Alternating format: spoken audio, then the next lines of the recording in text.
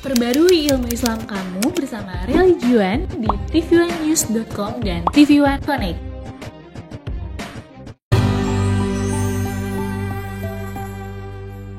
Bismillahirrahmanirrahim. Assalamualaikum warahmatullahi wabarakatuh. Bismillah walhamdulillah.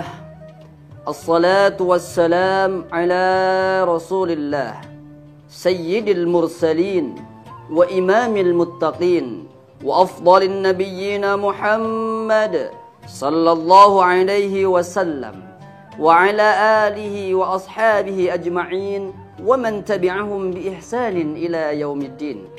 Ashhadu an la ilaha illallah wahdahu la syarika lah taqriran bihi wa tauhida wa ashhadu anna Muhammadan abduhu wa rasuluh alladhi la nabiyya wa la rasula ba'dah. Ayyuhal hadirun ittaqullaha la'allakum turhamun. Fa'lamu bi anna Allah la yanzuru ila ajsamikum wala ila suwarikum walakinna Allah yanzuru ila qulubikum wa'lamu bi anna al-jannata uiddat lil muttaqin. Puji dan syukur selalu terhatur kepada Allah yang Maha Ghafur. Nikmatnya yang selalu terkucur tidak dapat bisa kita ukur. Makanya kita harus selalu tafakur dan tadabur akan nikmat umur. Salat jangan diundur-undur. Kita tinggal di negeri yang makmur. Kalau salat diundur-undur, nanti termasuk orang-orang yang kufur. Salawat juga salam kepada baginda agung Habibana wa Nabiyyana Muhammad sallallahu alaihi wasallam. Rasul yang mulia, utusan Allah, dipilih dan terpilih oleh Allah subhanahu wa ta'ala. Rasulullah sallallahu alaihi wasallam. Sekali lagi salawat dan salam ini selalu tercurah, selalu kita bersalawat kepada baginda agung Nabi Muhammad sallallahu alaihi wasallam. Hadirin yang saya hormati, pemirsa TV One, Assalamualaikum Nusantara yang Allah rahmati. Allah subhanahu wa ta'ala berfirman dalam Al-Quran, A'udzu billahi minasyaitonir rajim. Laqad khalaqnal insana fi ahsani taqwim. Surah At-Tin.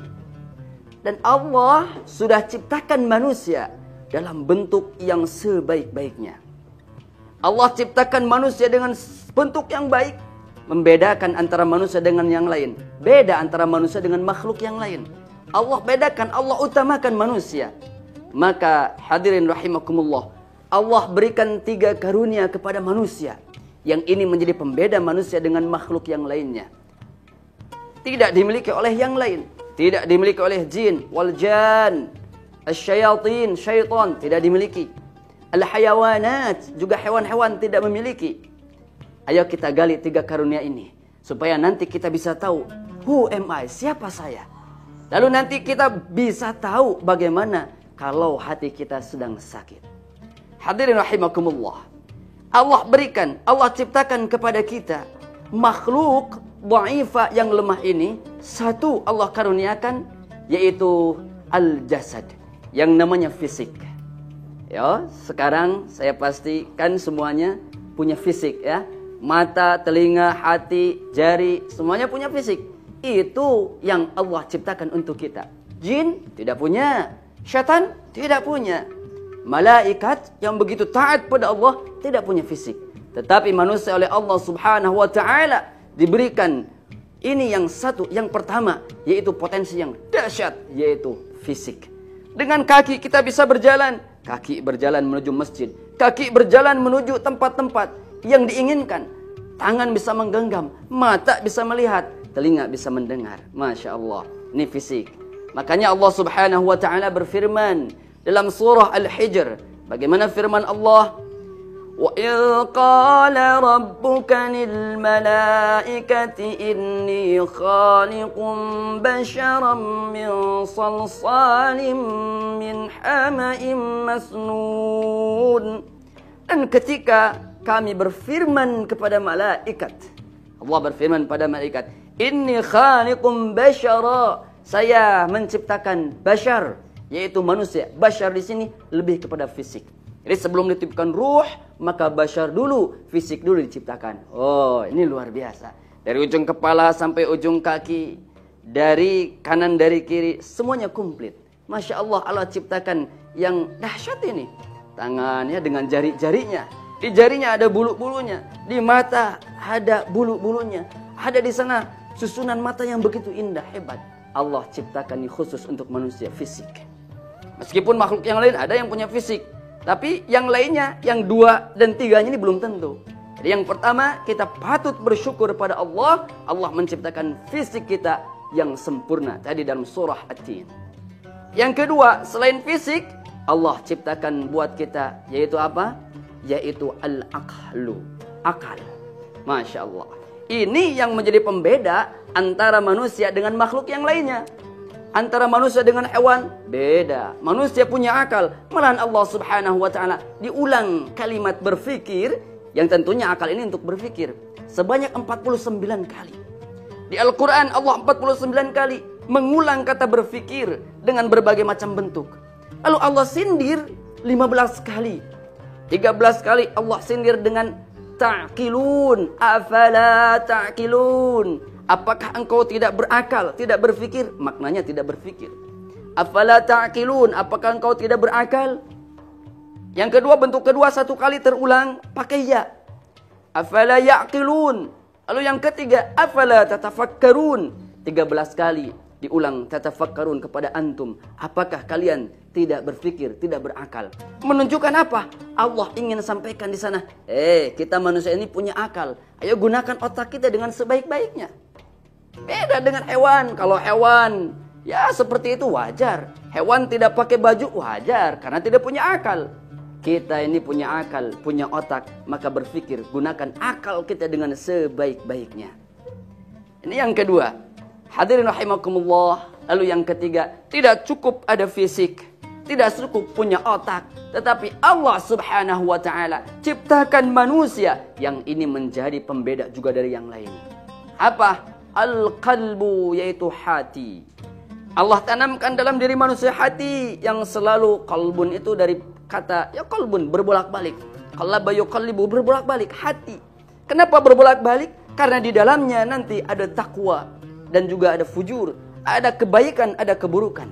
Masya Allah, ada hati.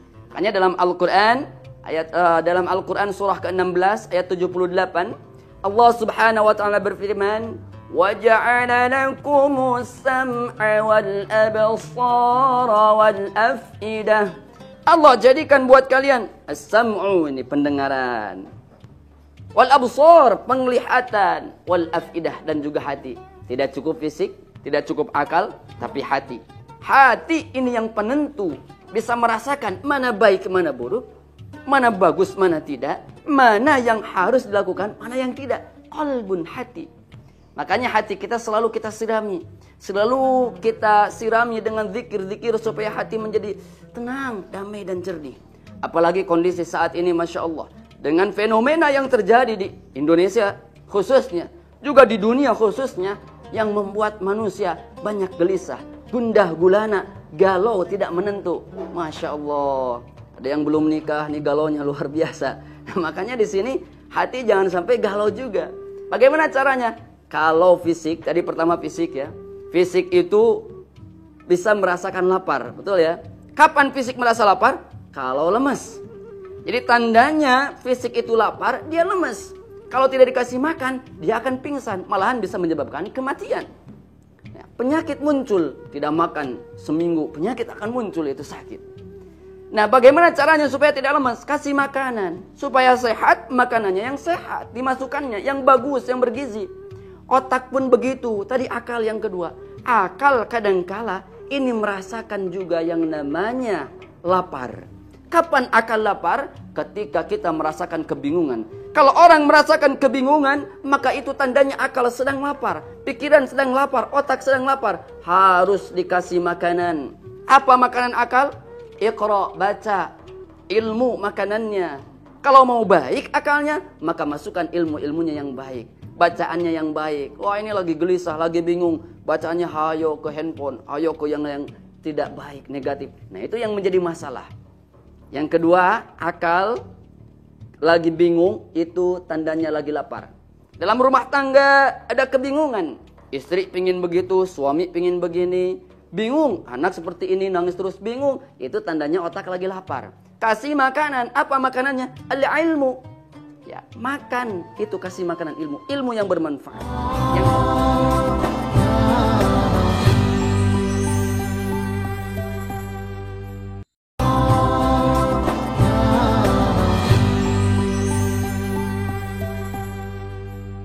Yang ketiga hati. Al-qalbu, hati juga kadang merasa lapar.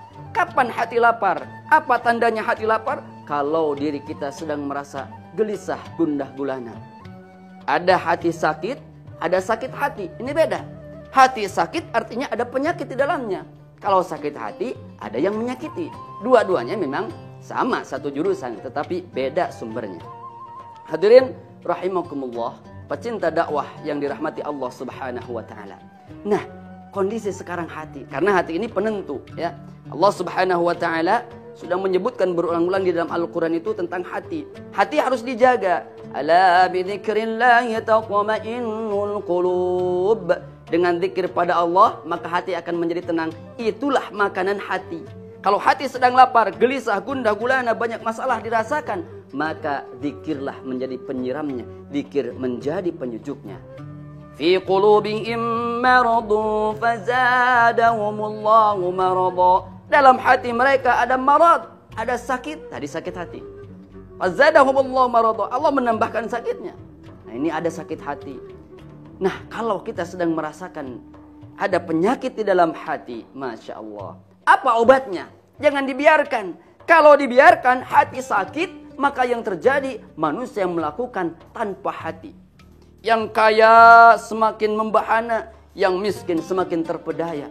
Masya Allah, yang punya kekuasaan, kekuatan, dia bisa berbuat semena-mena kalau tidak pakai hati. Kalau pakai hati, contohnya ada orang yang lewat miskin, ya, yang lewat ada miskin minta-minta. Kalau kita pakai hati, kita ada punya uang, uangnya ada beberapa di dalam dompet, kita pasti ngasih karena punya hati tadi. Tapi kalau tidak punya hati, ada marad, ada sakit. Oh, kita berpikir, saya berusaha banting tulang, capek, keringat, cucuran, dia minta seenaknya saja. Nah, itu kalau tidak pakai hati. Maka bagaimana supaya hati ini tidak sakit? Lalu bagaimana kalau misalkan ada sakit di dalam hati, ada penyakit di dalam hati? Maka Abdullah Al-Antaqi menyebutkan ada 5 obat. Ya. Karena kata Rasul, likulli da'in dawaun. Setiap penyakit itu ada obatnya. Ya, likulli da'in dawaun, ada obatnya. Hati pun ketika sakit, maka ada obatnya. Apa obatnya? 5 perkara tadi. Khamsun min dawa'il qalbi. Ada 5 perkara dari obat hati. Yang pertama, obat hati yang pertama adalah mujalasatus sholihin. Dekat, akrab, bersahabat, ya, dengan orang-orang yang soleh. Itu obat hati yang pertama. Dekat, akrab, berteman, komunikasi, interaksi dengan orang-orang yang soleh. Yang disebutkan Abdullah Al-Antaqi. Kenapa? Orang soleh itu dari kata solihun. Solihun artinya bersih, jernih. Bersih, jernih, membuat tenang, membuat damai. Sehingga kalau ada sakit di dalam hati, nah, orang soleh ini akan membawa kata-katanya yang menyejukkan. Tatapannya adem, tatapannya, kata-katanya, perilakunya membuat hati menjadi tenang. Malahan orang soleh bisa memberikan solusi. Hadirin rahimakumullah. Oleh karena itu, manusia ini diibaratkan seperti burung. Seperti sekawanan burung yang punya naluri untuk bersama-sama dengan sejenisnya. Itu manusia. Jadi kita pun punya naluri, ada magnet bersama-sama dengan yang sejenis. Artinya bukan sejenis dari jenis kelamin, tapi kita punya karakter begini, orang punya karakter begitu. Nah, makanya di sini kenapa obat untuk hati yang tersakiti atau ada penyakit dalam hati itu harus mujalatus sholihin supaya kita kecipratan kesolehannya. Maka Rasulullah SAW menggambarkan dalam sebuah hadisnya, barang siapa yang duduk berserta orang yang soleh dan orang yang tidak soleh, itu diibaratkan dengan tukang parfum dan juga dengan pandai besi. Diibaratkan seperti itu. Kenapa? Kalau kita duduk bersama orang penjual parfum, itu tidak akan memberikan kerugian pada kita. Kita bisa membelinya, kalau tidak mampu membeli, minimal kita bisa kecipratan itu parfumnya, wanginya. Nah itu diibaratkan oleh Rasul dalam hadis sahih, bahwasannya kita duduk dengan siapa, teman kita siapa, itu diibaratkan dengan tadi. Kalau kita duduk dengan orang yang saleh, kita diibaratkan dengan tukang parfum. Ya, mau beli ya silakan, tidak juga tidak masalah. Tapi minimal kita sering berbarengan, kita sering bersama, kita sering sharing. Nah itu kan pasti, ayo cobalah ini wanginya seperti ini wanginya seperti ini. Minimal kita kecipratan juga tuh baunya, harumnya. Orang yang soleh minimal kalau kita tidak soleh, kalau kita kurang baik, kalau kita ada sakit hati tadi, gelisah dalam diri kita, ada masalah dalam diri kita, ketika dekat dengan orang soleh, minimal kita bisa melihat riwayat hidupnya bagaimana. Minimal kita bisa mendengarkan bagaimana tutur katanya yang membuat hati menjadi adem. Bandingkan dengan yang satu lagi. Ketika Rasul menggambarkan duduk dengan orang yang kurang baik, maka Rasul menggambarkan dengan pandai besi. Kalau tidak baju kita kena percikan panasnya itu, terbakar, minimal kita kecipratan baunya yang begitu bau. Hadirin rahimakumullah. Oleh karena itu, ayo sekarang kita melihat bagaimana kondisi saat ini yang membuat manusia, Masya Allah, tidak hanya di Indonesia saja, di seluruh dunia ini kita didesain dengan suatu kondisi yang seperti ini. Ya, kondisi yang luar biasa hebat membuat kita menjadi gelisah. Ada yang bekerja menjadi gelisah. Kenapa? Karena di sana omsetnya menurun. Yang dulunya sering bepergian gelisah juga. Yang buka usaha gelisah juga. Ada kegelisahan. Yang baru menikah ada gelisah. Oh, yang baru menikah gelisah karena ternyata pas serumah yang istrinya dulunya seperti ini, ternyata pas satu rumah, oh ternyata seperti itu. Itu juga sama. Wah dulu suaminya, calon suaminya luar biasa hebatnya. Kata-katanya yang indah, romantisnya luar biasa. Ternyata pas satu rumah, 1 minggu, 2 minggu, 3 minggu dia bersama, ternyata kelihatan keluar tabiat yang aslinya, sifat yang aslinya. Hati gelisah. Ketika hati gelisah di sana, ada penyakit tuh ya. Bisa jadi penyakitnya cemburu berlebih. Bisa jadi penyakitnya tuh iri, dengki, hasud. Bisa jadi penyakitnya emosi, hawa nafsu, mangkel. Oh, suami dinasehati, gak mau terima nasihat. Akhirnya dia bablas keluar. Pulangnya malam-malam jam 12. Masya Allah. Istrinya bingung. Maka di sini mujalasatus salihin. Dekat dengan orang yang saleh. Dekat, duduk dengan orang yang saleh. Akan mendengarkan nasihat-nasihatnya. Hadirin rahimakumullah. Maka dalam hadis yang diriwayatkan oleh Abu Daud, Rasulullah sallallahu alaihi wasallam menyampaikan, ar-rajulu ala dini khalili. Seseorang itu tergantung bagaimana agama temannya. Fanzur ahadukum man yakhalil. Maka orang harus melihat siapa temannya. Nah, di sini bukan berarti kita pilih-pilih teman. Boleh kita pilih teman-teman ya. Ini ada yang seperti ini, seperti itu. Itu pilih-pilih. Ya memang diajarkan di sini. Kita harus memilih, tetapi jangan sampai dengan orang yang misalkan tidak sejalan dengan kita, ada penyakit yang namanya tidak suka, benci. Nah itu penyakit lagi. Nah, kita memilih teman, ini soleh, ini baik, ini luar biasa kata-kata, ini memberikan motivasi, memberikan inspirasi. Tetapi yang sebagian belah sana, oh ini tidak baik, ini buruk, ini selalu begini, begini. Kita milih, boleh, silakan milih-milih. Karena Allah pun dalam surah At-Taubah ayat 119, Allah sampaikan, a'udzubillahi minasyaitonirrajim, ya ayyuhalladzina amanu taqullaha wa kunu ma'as sadiqin. Orang-orang yang beriman, bertakwalah pada Allah, wa kunu ma'as sadiqin. Kamu harus bersama orang-orang yang baik. Ini Allah sampaikan, Allah perintahkan. Sehingga kalau kita bersama orang yang baik tadi, disepertikan oleh Rasul seperti parfum.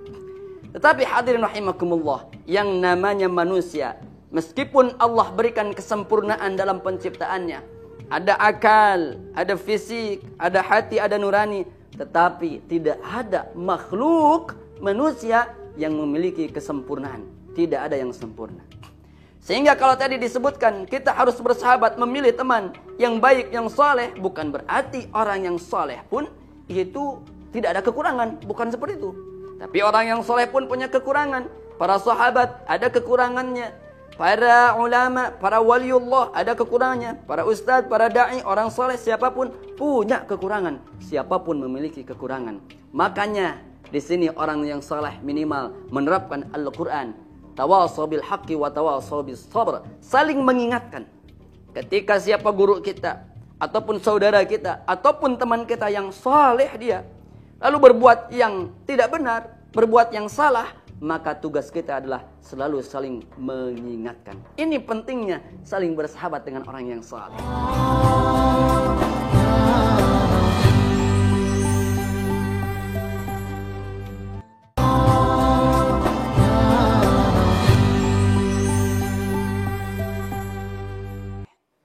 Maka dalam sebuah peribahasa mahfudzat dinyatakan, man talaba akhan bila aibin baqiya bila akhin.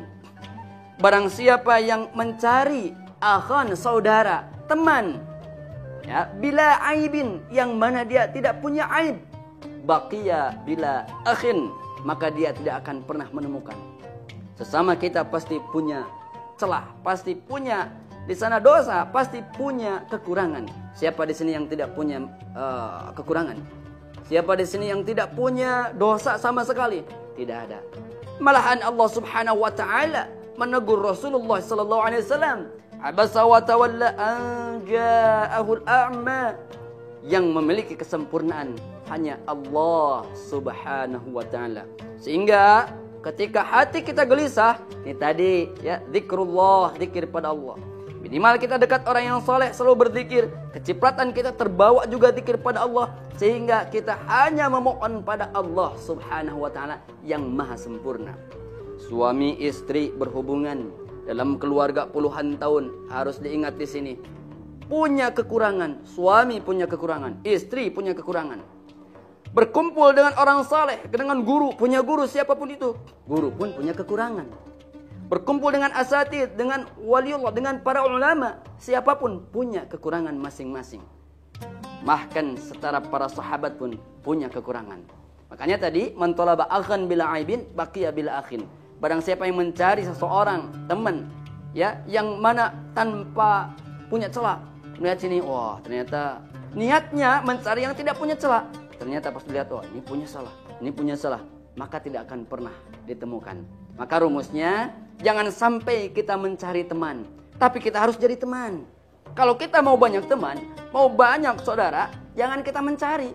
Kita mencari-cari yang cocok, yang begini, tidak. Tapi kita jadi teman. Jadi hikmah di sini, jadikan kita orang yang saleh. Ya, hikmahnya di sini. Ketika kita berteman dengan orang yang saleh, jadikan kita orang yang saleh. Sehingga kita bisa dijadikan oleh orang, kita jadi temannya. Nah, kita dakwah, kita ajarkan, kita nasihati, kita berikan setruman yang baik kepada orang lain. Man dalla ala khairin falahu mislu ajri fa'ilihi. Barang siapa yang menunjukkan pada orang satu kebaikan, maka dia akan mendapatkan tuh kebaikannya, ngalir terus tanpa batas. Hadirin yang dirahmati Allah Subhanahu wa taala.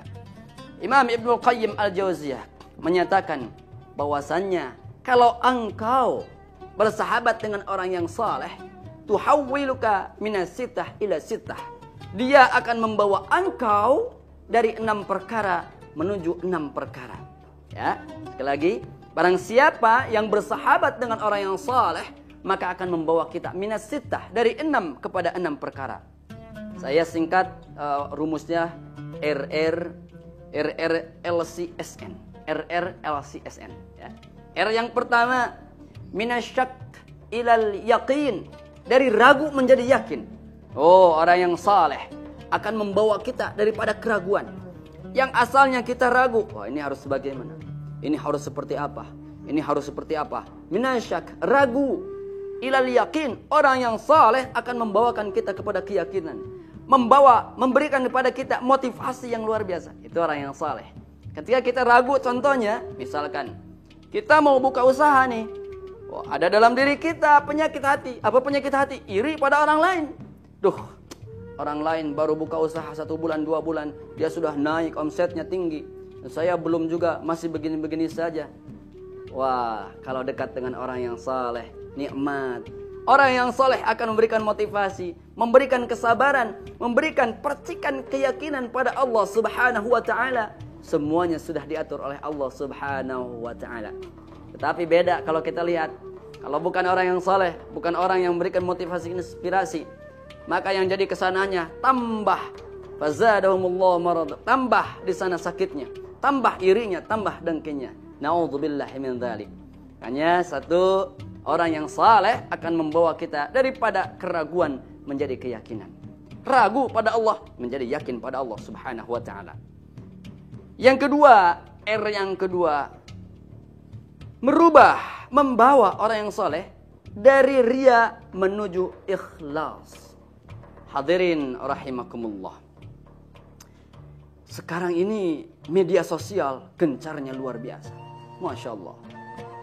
Dari mulai aplikasi-aplikasi yang ada di handphone kita, Masya Allah, itu berapa persen dari aplikasi itu yang membawa kita kepada keriaan. Malahan lihat dalam Al-Quran, surah Al-Ma'un, Allah sampaikan bagaimana orang yang salat tetapi bukan dapat pahala, tapi orang yang salat ini malah mendapatkan wail, neraka wail. Fawailun lil musallin alladzina hum an salatihim sahun walladzina hum yura'un.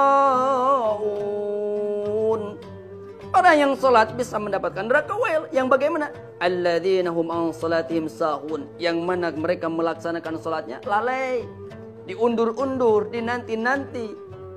Lalu yura'un, mereka ingin dilihat. Masya Allah. Nah ini, dekat dengan orang yang saleh, maka akan kecepatan kepada kita ikhlasnya beramal, ikhlasnya bersedekah, ikhlasnya tersenyum. Ada orang yang senyum tidak ikhlas, ada.